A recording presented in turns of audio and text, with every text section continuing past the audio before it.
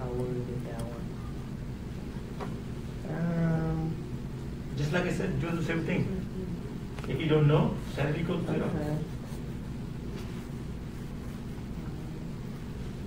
So in number 18, Yeah. Add 6 on both sides. I don't know, we've got 2 terms right now on the left side, right? So let's just write down this here and see if everybody can. So, X squared minus y. I mean, y so squared. 2y plus 1 over y squared 6.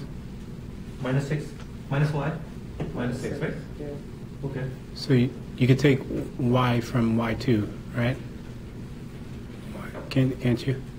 Remember, at the bottom here Equal we to chart this 0. trinomial as a, Yeah. as a denominator. So equal it to 0? Yeah. So since we cannot figure that out what number is going to be, let's just set it equal to 0, right? So y squared minus y minus 6, we're going to set it equal to 0. Add 6 on both sides? We could do that, but the problem is on the left hand side we got 2 y's, Oh. right? So we cannot do that. So remember, we just solved a lot of these problems in the earlier chapter. On the left hand side, you have how many terms right here? Can we combine them? No, we have to find the factors for this one. Remember the trinomial we just solved in the 5.6 section? That's exactly what we're going to do. So what is on the left hand side? Is it trinomial, binomial? 1. Trinomial. So what is A? 1. What is B? 1. And C? Negative 6. Negative 6. Am I supposed to get this one? So how do you find You can't just combine the y's? Yeah, that's what I was saying. I guess not. That's what- remember, in order to They're not- like term mean you have to have the same variable, same exponent. They're not like term, right? Because y squared and y, they're not like term. Okay, what are the two numbers you multiply is equal to negative 6 and you add them negative 1? 3, negative 3 and 2. Very good. Now since a is equal to 1, we don't have to go through the long process, right? We Mhm. can just write down y minus 3 and it's going to be y plus 2 equal to 0, right? Now once we found those two factors equal to 0, we're going to set everything equal to 0. So y minus 3 is going to be equal to 0, so it means y is going to be equal to what? 3. And the other factor is going to be equal to 0, which is y plus 2 is equal to 0. It means y is going to be equal to negative 2. So it means in this example, there are two numbers we cannot use in place of y. One is going to be positive 3, and the other is going to be negative 2. And you thought I was going to get that? Hmm? And you thought I was going to get that? No, but remember, I was giving you a little hint that set it equal to 0, and I was hoping that it will click actually, hey, we did some of these problems earlier today. Now, if we didn't have this y squared minus y, then yes, then we can just move the 6 on the other side and then we're done, right? But since it's got a trinomial, we cannot now simplify like that. So we have to do the factoring. Okay? Now, in this case, there are two answers, right? For this one, two numbers we cannot use. So let's say if we were to use the 3 for y, what's the 3 square is going to be?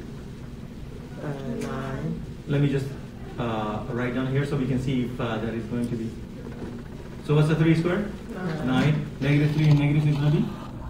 Negative 9. And negative 9 and 9 is going to become? 0. So as you can see, that 3 cannot be used, right? Same thing if you were to place negative 2 in place of this, it's going to be exactly the same thing.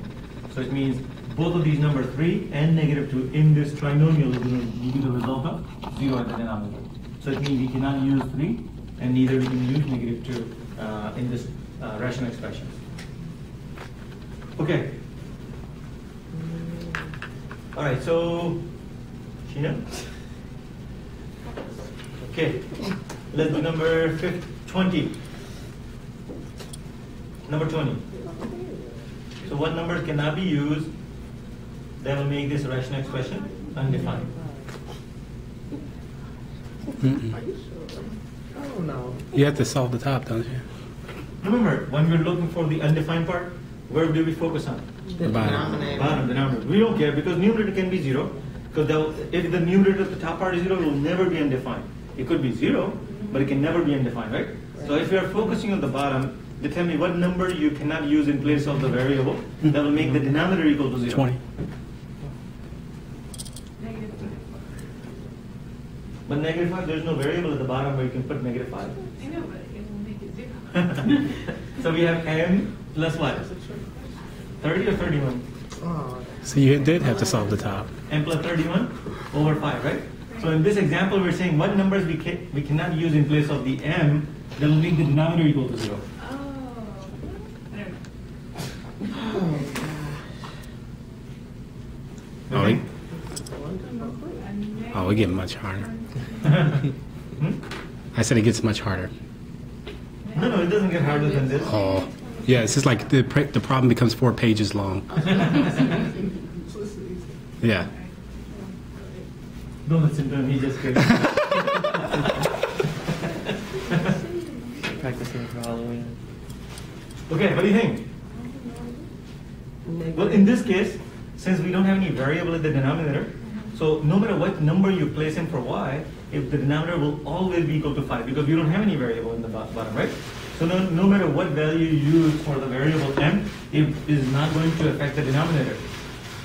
What was the answer? So in this case, there won't be any number we cannot use. Basically, we can use all real numbers. So what would you write down? as the Undefined. No, we're going to write, because what they're looking for, see the question they're asking, they're saying what numbers cannot be used in place of the variable. So in this example, or in this problem, all real numbers can be used. So there won't be any exception. Like compared to the other one here, we said, okay, well, we cannot use 7, right? In this example, in this case, since we don't have any variable in the denominator, we can use actually all real numbers because the denominator will always be equal to 5 because we don't have any variable involved at the bottom in this problem. What do you think about number 19? Same thing. Same thing, very good. So it means in that case too, we can use all real numbers. So that's the answer, all real numbers? All real numbers that can be used. Okay. All right. So where we left? Okay. So let's move on to Carl. We're on page 386. Can you help us with number 30? They're asking us to reduce each rational expression to its lowest term.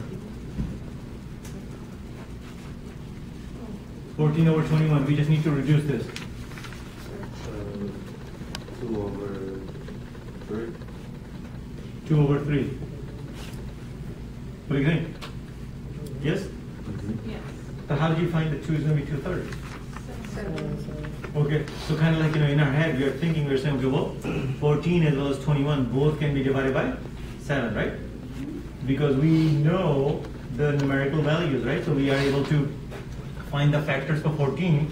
There's a specific reason I'm giving you a little bit, this hint, because as we dive into the rational expression, that's exactly what we're going to do. So see right here, 14. So I think, Carl, you were thinking about in your mind, okay, well, 14 can go into 7 times 2, right? And the same thing, 21 can go into 3 times, right? So you kind of write the factors for 7 times 2 is 14, 7 times 3 is 21. And then he said, okay, well, 7 and 7, since they're the common factor, I can cancel them out. And the answer is going to be 2/3. Right? Now, what's going to happen? Let's take a look at actually problem number 50 now. And Carl, if you can just help us, number 40. No, I'm sorry, 40. Let's do 40. So if you can help us with. So you have 5x minus 10a over 10x minus 20a. So see right now, both of these problems in the same way, but since we're dealing with, oh yeah, go ahead. It's greater than 1/5. Very good, yeah. So since we're dealing with rational expression now, we can actually solve this in our head, right? Because in order to find the factors for the polynomial, we have to use one of those techniques we have already learned. So Carl is suggesting, okay, well, we'll take a look at the numerator, and since we've got 2 terms, what's the greatest common factor at the top? 5. So if you factor the 5 out, what are you going to have inside the parentheses? X minus 2, 2a, right? Okay. Now, what is the greatest common factor? The denominator. 10 10, okay. So if you do factor that out, what are you going to have inside the parentheses? minus 2a. X minus 2a. Uh-huh. Okay. So now everything got factored at the numerator, everything got factored at the denominator, right? What are the common factor we can cancel out? X minus 2a. X minus 2a, x minus 2a, right? So this factor and this factor we can cancel out. And that comes out to be what? 5 over 10. My question is, can we further reduce this? Yeah.